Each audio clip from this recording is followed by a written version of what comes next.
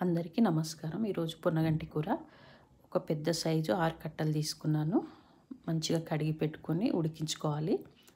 1 cup కందిపప్పు, పసుపు వేసి ఉడకబెట్టుకోవాలి.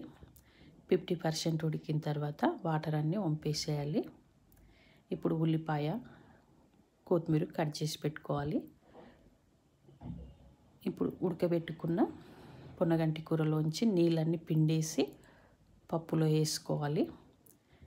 ఇప్పుడు ఆకు నీళ్ళన్నీ పప్పు నీళ్ళలో వేసుకొని చారు చేసుకోవచ్చు.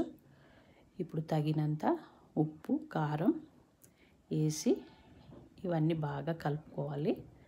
ఇలా చేసుకుంటే ఈ కూర చాలా బాగుంటుంది. ఒకసారి ట్రై చేయండి.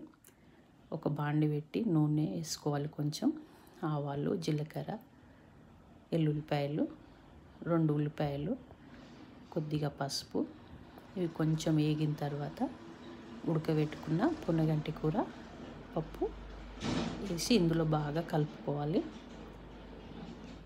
కొద్దిగా ధనియాల పొడి, కొద్దిగా కొత్తిమీర, ఒక 5 నిమిషాలు ఇలా వేయించుకోవాలి. ఇలా చేసుకుంటే ఈ కూర చాలా బాగుంటుంది. నా ఛానల్ లైక్ చేయండి, షేర్ చేయండి, సబ్స్క్రైబ్ చేయండి. ఆ వాటర్తో చారు చేసుకుంటే